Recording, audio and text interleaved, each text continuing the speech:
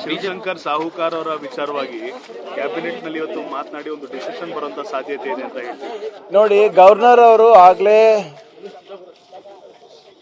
KPSC chairman ಅವ್ರ ಬಗ್ಗೆ ಸವಿಸ್ತಾರವಾಗಿ ಒಂದು ಆದೇಶವನ್ನು ಹೊರಡಿಸಿದ್ರು. ಅವರಿಗೆ ಆ ಹುದ್ದೆನಲ್ಲಿ ಮುಂದುವರಿಸಬಾರ್ದಂತ ಆದೇಶ ಮಾಡಿದ್ರು. ಅದನ್ನ ಚಾಲೆಂಜ್ ಮಾಡಿ ಸಾಹುಕಾರ್ ಅವರು ಕೋರ್ಟಿಗೆ ಹೋಗಿದ್ರು. ಕೋರ್ಟ್ ಅವರು ಬಹಳ ಸ್ಪಷ್ಟವಾಗಿ ಏನು ಹೇಳಿದ್ದಾರೆ ಅಂದರೆ, ಗವರ್ನರ್ ಅವರು ಏನೇ ಆದೇಶ ನೀಡಿದ್ರು ಕೂಡ ಅವರು ಕ್ಯಾಬಿನೆಟ್ಟಿನ ಸಹಮತಿ ಪಡೆದು ಅವರ ಏಡ್ ಆ್ಯಂಡ್ ಅಡ್ವೈಸ್ ಅಂದರೆ ಅವರ ಒಂದು ಅಭಿಪ್ರಾಯನೂ ಕೂಡ ಸಂಗ್ರಹಿಸಿ ನೀವು ಆದೇಶವನ್ನು ಹೊರಡಿಸಿ ಅಂತ ಭಾಳ ಸ್ಪಷ್ಟವಾಗಿ ಹೇಳಿರೋದು. ಸೊ ಅದರಿಂದ ನಮ್ಮ ಆದೇಶ ಏನಿತ್ತು ಗವರ್ನರ್ ಅವ್ರದ್ದು ಅದು ಹಿಂಪಡೆದಿದ್ದಾರೆ. ಇವತ್ತು ಕ್ಯಾಬಿನೆಟ್ನಲ್ಲಿ ಬರುತ್ತೆ. ಕ್ಯಾಬಿನೆಟ್ನಲ್ಲಿ ನಾವು ಸೂಕ್ತ ನಿರ್ಧಾರ ತಗೊಂಡು ಅದನ್ನು ಗವರ್ನರ್ ಅವ್ರಿಗೆ ಕನ್ವೆ ಮಾಡ್ತೀವಿ. ಅದಾದಮೇಲೆ ಗವರ್ನರ್ ಏನು ನಿರ್ಧಾರ ತಗೋತಾರೆ ಅವ್ರ ವಿವೇಚನೆಗೆ ಬಿಟ್ಟಿರೋದು. ಸರಿ, ಇವತ್ತು ಬಿಜೆಪಿ ಅವರು ಜೆಡಿಎಸ್ ನವರು ಅಧಿವೇಶನ ನಡೆಯೋದಕ್ಕೆ ಬಿಡ್ತಾ ಇಲ್ಲ ಅನ್ನೋ ಒಂದು ವಿಚಾರ ನೋಡಿ, ಬಹಳ ಸ್ಪಷ್ಟವಾಗಿ ನಾವು ಮೊದಲನೇ ದಿನದಿಂದನೂ ಹೇಳ್ತಾ ಇದ್ದೀವಿ, ಚರ್ಚೆಗೆ ಬನ್ನಿ. ನಾಗೇಂದ್ರ ಅವ್ರ ಬಗ್ಗೆ ಇರ್ಬೋದು, CID ತನಿಖೆ ಬಗ್ಗೆ ಇರ್ಬೋದು, SIT ಬಗ್ಗೆ ಇರ್ಬೋದು, CBI ಚಾರ್ಜ್ ಶೀಟ್ ಬಗ್ಗೆ ಇರ್ಬೋದು, ED ಬಗ್ಗೆ ಇರ್ಬೋದು, we are ready to discuss. ಅವ್ರು ಬಂದ್ರ ಎಲ್ಲಿ ಎಲ್ಲಿ ಅವರ ಕುರ್ಚಿಗಳಿದೆ ಅಲ್ಲೇ ಇಂದನೇ ಪ್ರತಿಭಟನೆ ಮಾಡ್ತಾ ಇದ್ರು. ಯಾವ ನಿಯಮದಲ್ಲಿ ಪ್ರತಿಭಟನೆ ಮಾಡ್ತಾ ಇದ್ದಾರೆ? ನಾವೇನು ಹೇಳ್ತಾ ಇರೋದು, ಸ್ಪಷ್ಟತೆ ಕೊಡಿ ನಮಗೆ. ನೀವು ಪ್ರತಿಭಟನೆ ಮಾಡ್ತಾ ಇದ್ರೆ ನೀವು ಬಾವಿನಲ್ಲಿ ಇರಬೇಕು. ಅಲ್ಲಿ ನಿಂತು ನೀವು ದಿನ ಒದರಾಡೋದು ಚೀರಾಡೋದು ಮಾಡೋಕ್ಕಾಗಲ್ಲ ಅಂತ. ನಾವು ಚರ್ಚೆಗೆ ರೆಡಿ ಇದ್ವಿ. 3 ದಿನ ನೋಡಿದ್ವಿ. ಅವರು ಹಾಗೆ ಮುಂದುವರಿಸ್ತಾ ಇದ್ದಾಗ ನಾಗೇಂದ್ರ ಅವರು in interest of the house to be functioning ಅವರೇ ಒಂದು ಪ್ರೆಸ್ ಮೀಟ್ ಮಾಡಿದ್ರು, ಸವಿಸ್ತಾರವಾಗೆಲ್ಲ ಎಕ್ಸ್ಪ್ಲೇನ್ ಮಾಡಿದ್ರು. ಅದಾದ ನಂತರ ಸರ್ಕಾರದ ಪರವಾಗಿ ಮಾನ್ಯ ಉಪಮುಖ್ಯಮಂತ್ರಿಗಳು ಸ್ಪಷ್ಟವಾದಂಥ ಸ್ಟೇಟ್ಮೆಂಟ್ ಸರ್ಕಾರದ ಪರವಾಗಿ ಮಾಡಿದ್ವಿ. ಇನ್ನೇನು ಬೇಕಂತೆ ಅವರಿಗೆ? ಚರ್ಚೆ. ಆ ಕಡೆ ಚರ್ಚೆಗೂ ರೆಡಿ ಇಲ್ಲ, ಈ ಕಡೆ ನಾವು ಸ್ಟೇಟ್ಮೆಂಟ್ ಮಾಡಿದ್ರು ಅದನ್ನು ಸ್ವೀಕಾರ ಮಾಡೋಕ್ಕೆ ರೆಡಿ ಇಲ್ಲ. ನಾವೇನು ಹೇಳ್ತಾ ಇದ್ವಿ, ಜ್ವಲಂತ ಸಮಸ್ಯೆ ಇದೆ, ಬರದ ಛಾಯೆ ಇದೆ, KPSC ಹಗರಣ ಆಗಿದೆ, ಸಾಕಷ್ಟು ಜನ ರಾಮ ಮಂದಿರದಲ್ಲಿ ಆದಂಥ ಅನ್ಯಾಯದ ಬಗ್ಗೆ ಯಾರು ಕನ್ನಡಿಗರು ಕೂಡ ದೇಣಿಗೆ ಕೊಟ್ಟಿದ್ದಾರೆ, ಅದ್ರ ಬಗ್ಗೆ ಚರ್ಚೆ ಮಾಡಬೇಕು ಅಂತ ಇದ್ದಾರೆ. ಒಬ್ಬ ಅಕ್ಯೂಸ್ಡು ಕರ್ನಾಟಕದಿಂದ ಇದ್ದಾರೆ, ಅದ್ರ ಬಗ್ಗೆ ಚರ್ಚೆ ಮಾಡಬೇಕು ಅಂತ ಇದ್ದಾರೆ. ರೈತರಿಗೆ ಸರಿಯಾಗಿ ಇನ್ಶೂರೆನ್ಸ್ ಹೋಗಿಲ್ಲ ಖಾಸಗಿ ಕಂಪನಿಗಳಿಂದ, ಅದ್ರ ಬಗ್ಗೆ ಚರ್ಚೆ ಮಾಡಬೇಕು ಅಂತ ಇದ್ದಾರೆ.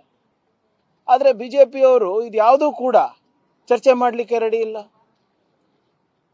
ಇದೆಲ್ಲನೂ ಕೂಡ ಈ KPSC ಹಗರಣ ಮುಚ್ಚಾಕ್ಲಿಕ್ಕೆ ನಿಮ್ಮ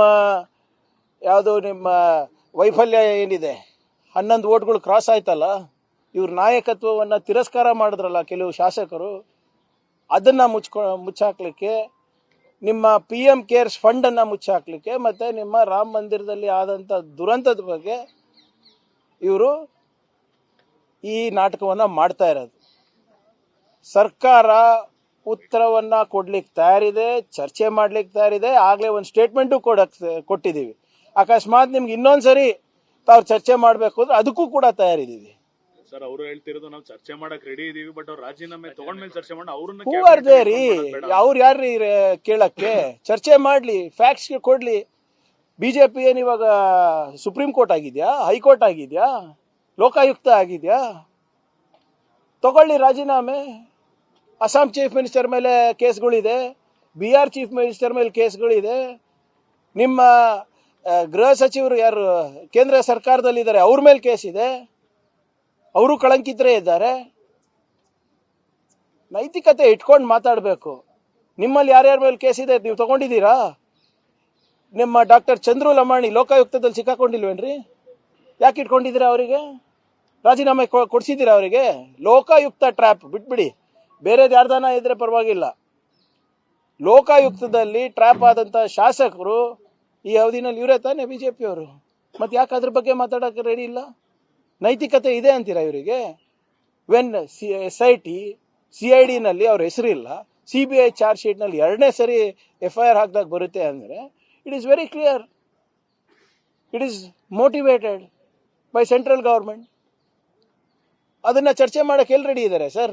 ಇವ್ರಿಗೆ ನಿಜವಾಗ್ಲೂ ಏನಾದರೂ ಧೈರ್ಯ ಇದ್ರೆ ಚರ್ಚೆ ಮಾಡಲಿ. ಸರ್, ಈಗ ಒಂದ್ ವಾರ ಕಳೆದೋಯ್ತು, ಇನ್ನು ಒಂದ್ ವಾರ ಇದೆ. ಸೊ ಬರದ ಬಗ್ಗೆ ಚರ್ಚೆ ಆಗ್ತಿಲ್ಲ, ದುಡ್ಡು ವೇಸ್ಟ್. ಈಗ ನೋಡಿ, ಮೊನ್ನೆ ಮತ್ತೆ ವಿಪಕ್ಷ ಎರಡೂ ಕೂಡ ಆನ್ಸರ್ ನೋಡಿ, ಎಸ್ ಅಫ್ಕೋರ್ಸ್, ಈಗ ಸದನ ನಡೆಸೋ ಜವಾಬ್ದಾರಿ ಪ್ರೈಮರಿಲಿ ನಮ್ಮದು. ನಾವು ತಯಾರಿದ್ದೀವಿ. ನಾವು ಯಾವತ್ತನ ಹೇಳಿದೀವ ಚರ್ಚೆ ನಡೆಸ್ಲಿಕ್ಕೆ ತಯಾರಿಲ್ಲ ಅಂತ, ಸದನ ನಡೆಸ್ಲಿಕ್ಕೆ ತಯಾರಿಲ್ಲ ಅಂದರೆ ಬನ್ನಿಯಪ್ಪ ಚರ್ಚೆಗೆ. ಈಗ ನೀವೇ ಹೇಳಿವ್ರೆ, ತಾವೆಲ್ಲ ಅನುಭವಿಸ್ತಿದ್ದೀರಾ ಮಾಧ್ಯಮ ಸ್ನೇಹಿತರು. ನಾನು ಸುಮ್ಮನೆ ಎದ್ದು ನಿಂತು ಒಂದು ಇಶ್ಯೂ ತಗೋಬೋದಾ? ಅದಕ್ಕೆ ಒಂದು ಕಾಗದ ಪತ್ರ ಕೊಟ್ಟು ಹಿಂಗೆ ನಾವು ಚರ್ಚೆ ಮಾಡಬೇಕು ಅಂತ ಹೇಳ್ಬಿಟ್ಟು ಪ್ರಾರಂಭ ಮಾಡಿ, ಅಷ್ಟೇ ಅಲ್ವಾ ಹೇಳ್ತಾ ಇರೋದು? ಆಯ್ತಪ್ಪ, ನಿಮ್ಗೆ ಅದೂ ಬೇಡ ಅಂದರೆ ಡಿಸ್ಕಷನ್ ಸ್ಟಾರ್ಟ್ ಮಾಡಿ. ನಾನೇ ಹೋಗಿ ಮನವಿ ಮಾಡ್ಕೊತೀನಿ ಬೇಕಾದರೆ ಸ್ಪೀಕರ್ ಅವ್ರ ಹತ್ರ, ಸರ್ ಇದು ಒಂದು ಸರಿ ಬಿಟ್ಬಿಡಿ, ರಾಜ್ಯದ ಜನರ ಹಿತಾಸಕ್ತಿಯನ್ನು ಕಾಪಾಡಲಿಕ್ಕೆ ಅದು ಯಾವ ಕಾಗದನೂ ಬೇಡ, ನಿಮ್ಮ ಅಧಿಕಾರದಲ್ಲಿ ಈ ಸರಿ ಒಂದು ಚರ್ಚೆಗೆ ಬಿಟ್ಬಿಡಿ, ಚರ್ಚೆ ಮಾಡ್ಲಿಕ್ಕೆ ತಯಾರಿದ್ದೇವೆ ಅಂತ ಈಗ ಸ್ಟೇಟ್ಮೆಂಟ್ ಕೊಟ್ಟಾಯ್ತಲ್ಲ ಸ್ವಾಮಿ. ನಾವು ಇದಕ್ಕೆ ಬದ್ಧತೆ ಅಲ್ಲ ಅಂತೀರಾ ಸದನ ನಡೆಸಲಿಕ್ಕೆ? ಇವತ್ತು ಸದನ ನಡಿಬೇಕಂತ ತಾನೇ ನಾವು ಪ್ರತಿಭಟನೆ ಮಾಡ್ತಾ ಇರೋದು. ನಮ್ಮ ಶಾಸಕರು ಬರದ ಬಗ್ಗೆ ನೀವು ಕೇಳಿದ್ರಿ, ಬರದ ಬಗ್ಗೆ ಪ್ರಾರಂಭ ಮಾಡಿ ಚರ್ಚೆ ಯಾರು? ನಮ್ಮವರು. ಅವರಲ್ಲ. ಅವರಿಗೆ ರೈತರ ಬಗ್ಗೆ ಕಾಳಜಿ ಇಲ್ಲ, ರಾಜ್ಯದ ಜನರ ಬಗ್ಗೆ ಕಾಳಜಿ ಇಲ್ಲ. ಅವರು ಬರೇ RSSಗೆ ಏನು ಮನವೊಲಿಸ್ಬೇಕು, BJPಗೆ ಏನು ಅವ್ರ ಹೈಕಮಾಂಡಿಗೆ ಏನು ಮನವೊಲಿಸ್ಬೇಕು ಅಷ್ಟಕ್ಕೆ ಸೀಮಿತ ಇದ್ದಾರೆ. ರಾಜೀನಾಮೆಗೊಂದು ರಾಜೀನಾಮೆ ಪ್ರತ್ಯುತ್ತರ ಬೇಕು ಅನ್ನೋ ರೀತಿ ಅವರು ವರ್ತಿಸ್ತಾ ಇದ್ದಾರೆ ಅಂತ ಈಗ ಅವರ ಕಡೆ ತುಂಬಾ ಜನ ಕಾಂಗ್ರೆಸ್ ಅವರು ಮಾತಾಡ್ತಿದ್ದಾರೆ. ನೋಡಿ ಇವರೇ, ನೀವೇ ಹೇಳಿ, ಒಬ್ಬ ಹಿರಿಯ ಮಾಧ್ಯಮದ ಸ್ನೇಹಿತರಾಗಿ ತಮ್ಮ ಅನುಭವದಲ್ಲಿ ಇಂಥ ಇಶ್ಯೂಗಳು ಇತ್ತ ಹೇಳಿ? What is the issue? ಅವರಿಗೆ ಕನ್ಫ್ಯೂಸ್ ಆಗಿಲ್ಲ, ಏನಾಗಿದೆ ಹೇಳ? They don't have an exit plan. ಅವರು ಏನೋ ಆಗ್ಬಿಡುತ್ತೆ ಅಂದ್ಬಿಟ್ಟು ಧುಮುಕ್ ಬಿಟ್ಟಿದ್ದಾರೆ. ಈಗ ಆಚೆ ಹೋಗೋದು ಗೊತ್ತಾಗ್ತಾ ಇಲ್ಲ ಅವರಿಗೆ. ಬಾವಿಗೆ ಬೀಳಕ್ಕೂ ರೆಡಿ ಇಲ್ಲ, ಅಥವಾ ನೋಟಿಸ್ ಕೊಟ್ಟು ಚರ್ಚೆ ಮಾಡಲಿಕ್ಕೂ ರೆಡಿ ಇಲ್ಲ. ಆದ್ರಿಂದ ಅದು ಸ್ಟೇಟಸ್ ಕೋ ಮೇಂಟೈನ್ ಮಾಡಲಿಕ್ಕೆ ಪ್ರತಿಷ್ಠೆಯಾಗಿ ತಗೊಂಡಿದ್ದಾರೆ ಅಷ್ಟೇ. ಇದು ಒಂದೇ ಮಾತ್ರ ವಿಚಾರವಾಗಿ ಸರ್, ಈಗ 2 ಚರಣ ಮಾತ್ರ ಹಾಡ್ತೀವಿ ಅಂತ ಈಗ ನೋಡ್ರಿ, 1937ರಲ್ಲಿ ಸರ್ದಾರ್ ಪಟೇಲ್ ಅವರು, ನೇತಾಜಿ ಸುಭಾಷ್ ಚಂದ್ರ ಬೋಸ್ ಅವರು, ಪಂಡಿತ್ ನೆಹರು ಅವರು ಮತ್ತು ರವೀಂದ್ರನಾಥ್ ಟೆಗೋರ್ ಅವರು, ಇವರೆಲ್ಲರೂ ಸೇರಿ ಒಂದು ತೀರ್ಮಾನಕ್ಕೆ ಬಂದರು, ಎಷ್ಟು ಹಾಡಬೇಕು, ಯಾಕೆ ಹಾಡಬೇಕು ಅಂತ. ಅದನ್ನು ನಾವು ಅಳವಡಿಸ್ಕೊಂಡು ಬರ್ತಾ ಇದ್ದೀವಿ. ಇವತ್ತು ಎಂದೂ ಇರಲಾರ್ದು ದೇಶ ಪ್ರೇಮ BJPಗೆ ಎಲ್ಲಿಂದ ಕರೆದು ಬರ್ತಾ ಇದೆ? ನಾನು ನಿಮ್ಮ ಹತ್ರ ನೀವು ನನಗೆ ಕೇಳ್ತಿರಲ್ಲ ಯಾವಾಗಲೂ, BJP ಅವ್ರ ಮುಂದೆ ಇದೇ ಮೈಕು ಇದೇ ಕ್ಯಾಮ್ರಾ ಇಟ್ಬಿಟ್ಟು ಒಂದೇ ಮಾತರಂ ಗೀತೆಯನ್ನು ಸಂಪೂರ್ಣವಾಗಿ ಹಾಡಕ್ಕೆ ಹೇಳಿ, ಅವ್ರಿಗೆ ಬರುತ್ತಾ ನಾನು ನೋಡ್ತೀನಿ. ಅಟ್ಲೀಸ್ಟ್ ಫಸ್ಟ್ 2 ಸ್ಟ್ಯಾನ್ಸಾ ಹಾಡಲಿ, ಲಾಸ್ಟ್ 2 ಸ್ಟ್ಯಾನ್ಸಾ ಬಂದಿಲ್ಲ ಆದರೂ ಪರವಾಗಿಲ್ಲ, ಯಾಕಂದ್ರೆ ನನಗಂತೂ ಬರಲ್ಲ, ಲಾಸ್ಟ್ 2 ಅಂತೂ ನನಗೂ ಗೊತ್ತಿರಲಿಲ್ಲ. ಇತ್ತೀಚೆಗೆ ಸ್ಟಾರ್ಟ್ ಮಾಡಿರೋದು ಕಾನೂನಾತ್ಮಕವಾಗಿ. ನಾನು ಕೇಳ್ತಾ ಇರೋದು ಅವ್ರಿಗೆ ಬರುತ್ತಾ? ಆಮೇಲೆ ಇವ್ರಿಗೆ ಇಷ್ಟೇ ದೇಶಭಕ್ತಿ ಉಕ್ಕು ಬರ್ತಾ ಇದ್ದಾರೆ, ಹರಿತಾ ಇದ್ದಾರೆ ಇವರಲ್ಲಿ. ಫಸ್ಟು RSS ಶಾಖೆಗಳಲ್ಲಿ ಅದು ಯಾವ್ದು ಸರ್ ಅವ್ರದ್ದು? ನಮಸ್ತೆ ಸದಾ ವತ್ಸಲೆ. ಅದು ಬಿಟ್ಟು ಒಂದೇ ಮಾತ್ರ ಮಾಡಕ್ಕೆ ಸ್ಟಾರ್ಟ್ ಮಾಡಲಿ. ಹಿಂಗೆ ಬಿಟ್ಟು ಕೈ ಜೋಡಿಸಿ ನಮ್ಮ ರಾಷ್ಟ್ರಧ್ವಜಕ್ಕೆ ನಮನವನ್ನು ಸಲ್ಲಿಸಲಿ. ಅದಾದ್ಮೇಲೆ ನಮ್ಮ ಹತ್ರ ಬರಲಿ. ಇವ್ರು ಯಾರು? ದೇಶದ ಇತಿಹಾಸದಲ್ಲಿ ಏನು ಕೊಡುಗೆ ಇದೆ ಇವರು? ಸ್ವತಂತ್ರ ಹೋರಾಟದಲ್ಲಿ ಏನು ಮಾಡಿದ್ದಾರೆ? BJP ಅವ್ರು ಇರ್ಬೋದು, RSS ಅವ್ರು ಇರ್ಬೋದು. ನೀವು ಇಷ್ಟೆಲ್ಲ ಹೇಳ್ತಾ ಇದ್ದೀರಲ್ಲ, ಅಂದರೆ ಇವ್ರ ಪ್ರಕಾರ ಸರ್ದಾರ್ ಪಟೇಲ್ ಅವರು, ನೇತಾಜಿ ಬೋಸ್ ಅವರು, ಪಂಡಿತ್ ನೆಹರು ಅವರು, ಟೆಗೋರ್ ಅವರು ಇವರು ದೇಶದ್ರೋಹಿಗಳ? ಇವ್ರು ತಾನೇ ತೀರ್ಮಾನ ಮಾಡಿದ್ದು, ಇವ್ರು ತಾನೇ ಹೇಳಿದ್ದು. ಅದನ್ನು ನಾವು ಒಂದು ಸಂಪ್ರದಾಯ ಮಾಡ್ಕೊಂಡು ಬರ್ತಾ ಇದ್ದೀವಿ. ಇವರಿಗೆ ಏನಾಗಿದೆ ಗೊತ್ತಾ? ಪೇಪರ್ ಲೀಕ್ ಬಗ್ಗೆ ಚರ್ಚೆ ಮಾಡ್ಲಿಕ್ಕೆ ಆಗ್ತಾ ಇಲ್ಲ. ಮೋದಿಯವರ ಏನು ಪಾಪ್ಯುಲಾರಿಟಿ ಕಮ್ಮಿ ಆಗ್ತಾ ಇದೆ, ಅದನ್ನ ಎದುರಿಸೋಕ್ಕಾಗ್ತಾ ಇಲ್ಲ. ಏನಿವತ್ತು ಜೆನ್ಜಿ ಅವರು ಬಂದು ಪ್ರತಿಭಟನೆ ಮಾಡ್ತಾ ಇದ್ದಾರೆ, ಅದಕ್ಕೆ ಉತ್ತರ ಇಲ್ಲ. PM ಕೇರ್ಸ್ ಫಂಡಲ್ಲಿ ಏನು ಭ್ರಷ್ಟಾಚಾರ ಆಗಿದೆ, ಚಂದಾ ಚೋರಿ ಅಯೋಧ್ಯ ಮಂದಿರದಲ್ಲಾಗಿದೆ, ಅದನ್ನ ಎದುರಿಸೋಕ್ಕಾಗ್ತಾ ಇಲ್ಲ. ಇವತ್ತು ವಿದೇಶಾಂಗ ನೀತಿಯಿಂದ ಇವತ್ತು ನಮ್ಮ ರೈತರಿಗೆ ಏನು ಹೊಡ್ತಾ ಬರ್ತಾ ಇದೆ ಈ ಟ್ರಂಪ್ ಅವರು ಮತ್ತು ಮೋದಿ ಅವ್ರ ದೋಸ್ತಿಯಿಂದ, ಅದ್ರ ಬಗ್ಗೆ ಉತ್ತರ ಇಲ್ಲ. ಇವೆಲ್ಲಾನು ಮುಚ್ಚಾಕ್ಲಿಕ್ಕೆ ಇವತ್ತು ಒಂದೇ ಮಾತ್ರ ಮುಂದೆ ತಂದಿದ್ದಾರೆ. ಯಾಕೆ ಇಲ್ಲ, ನಾನು ಕೇಳ್ತಾ ಇರೋದು ಇದೇ ಕಾಳಜಿ ಅವರಿಗೆ ನಿರುದ್ಯೋಗ ಯುವಕರ ಬಗ್ಗೆ ಯಾಕಿಲ್ಲ? ಇದೇ ಕಾಳಜಿ ನಮ್ಮ ದೇಶದ ಆರ್ಥಿಕ ಪರಿಸ್ಥಿತಿ ಬಗ್ಗೆ ಯಾಕಿಲ್ಲ? ಇದೇ ಕಾಳಜಿ ಮಹಿಳೆಯರ ಸಂರಕ್ಷಣೆಗೆ ಯಾಕಿಲ್ಲ? ಮೋದಿ ಅವರ ಸ್ಲೋಗನ್ ಏನಿತ್ರಿ, ನಿಮ್ಗೆ ನೆನಪಿದ್ಯಾ? ಒಂದು 5-6 ವರ್ಷದಿಂದ ಪೇಲೆ ದೇವಾಲಯ ಫಿರ್ ಶೌಚಾಲಯ. ಎಲ್ಲಪ್ಪ ದೇವಾಲಯ ಆಯ್ತಲ್ಲ, ಈಗ ಶೌಚಾಲಯ ಎಲ್ಲಿದೆ? ನಮ್ದು ಬಿಡಿ, ಉತ್ತರ ಪ್ರದೇಶದಲ್ಲಿ ಎಲ್ಲಿದೆ ತೋರಿಸ್ಬಿಡ್ಲಿ ಅವರು, ವಾರಣಾಸಿಗಳಲ್ಲಿ. ಸೊ ಇವೆಲ್ಲನೂ ಕೂಡ ಅಟೆನ್ಷನ್ ಡೈವರ್ಟಿಂಗ್ ಟ್ಯಾಕ್ಟಿಕ್ಸ್ ಇವ್ರದ್ದು ಮುಂಚೆಯಿಂದಾನು ಕೂಡ. ಈಗ ಇದಕ್ಕೆ ಅದಕ್ಕೆ ಏನು ಸಂಬಂಧ ಹೇಳಿ? ನಡ್ಕೊಂಡು ಈಗ 75 ವರ್ಷ ದೇಶ ನಡ್ಕೊಂಡು ಬಂದಿದೆ ಅಲ್ಲ ಸ್ವತಂತ್ರ ಬಂದಾದ್ಮೇಲೆ. ಇವೆರಡೇ ಚರಣದಲ್ಲಿ, ಇವೆರಡೇ ಸ್ಟ್ಯಾನ್ಸ ಮೇಲೆ ಬಂದಿದೆ ಅಲ್ಲ. ಸುಮ್ಮನೆ ಇವತ್ತು ಅವರಿಗಂತೂ ಹಾಡಕ್ಕೆ ಬರೋದಿಲ್ಲ, ಏನಿಲ್ಲ. ನೋಡೋಣ, ಕರ್ಸ್ರಿ ಅಪ್ಪ ಅವ್ರು ಯಾರು RSS ದವರಿಗೆ BJP ನೋಡೋಣ, ಫುಲ್ ನ್ಯಾಷನಲ್ ಸಾಂಗ್ ಹಾಡಕ್ಕೆ ಹಾಕ್ತಾರೆ ವಿತೌಟ್ ಟೆಲಿಪ್ರಾಂಪ್ಟರ್. ಅಮಿತ್ ಶಾ ಅವರು ಮತ್ತು ಮೋದಿ ಅವರು ಹಾಡ್ಬಿಡ್ಲಿ, ತೋರಿಸಿ, ನಾನೇ ರಾಜೀನಾಮೆ ಕೊಡ್ತೀನಿ, ಫುಲ್ ಸಾಂಗ್.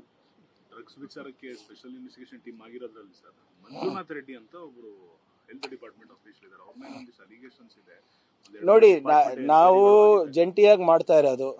ಈಗ ಮಂಜುನಾಥ್ ರೆಡ್ಡಿ ಅವ್ರ ಹೆಸರು ಇರ್ಬೋದು, ಅಥವಾ ನಿಮ್ಮ ಆರೋಗ್ಯ ಇಲಾಖೆಯಲ್ಲಿ ಯಾರ ಅಧಿಕಾರಿಗಳ ಹೆಸರು ಕೊಟ್ಟಿರೋದು, ಅದು ಅವ್ರ ಡಿಪಾರ್ಟ್ಮೆಂಟಲ್ಲಿ, ಅವ್ರ ಡಿಪಾರ್ಟ್ಮೆಂಟಿಂದ ಬಂದಿರೋದು. ನಾವು ಅದನ್ನು ಬರೀ ಫಾಲೋ ಮಾಡ್ತಾ ಇರೋದು.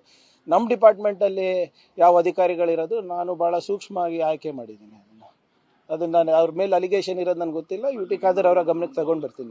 ಮತ್ತೊಮ್ಮೆ ಏನಾದ್ರು ಮಾತಾಡಿದ್ಯಾ ಸರ್? ಯಾಕಂದ್ರೆ 2-3 ಸರಿ ಅವರು DE ಆಗಿ ಸಸ್ಪೆಂಡ್ ಕೂಡ ಆಗಿರೋಂಥ ಆಫೀಸ್. ನಾನು ಅಂಥದ್ದು ಏನಾದರೂ ಇದ್ರೆ ಐ ಆಮ್ ಶ್ಯೂರ್ ಇದು ಆರೋಗ್ಯ ಸಚಿವರ ಗಮನಕ್ಕೆ ಇದೆಯೋ ಇಲ್ಲೋ ನನಗೆ ಗೊತ್ತಿಲ್ಲ.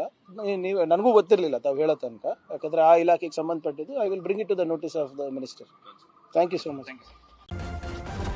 ನ್ಯೂಸ್ ಫಸ್ಟ್, ನಿರ್ಭೀತಿಯಿಂದ ನಿಮ್ಮ ಪರವಾಗಿ.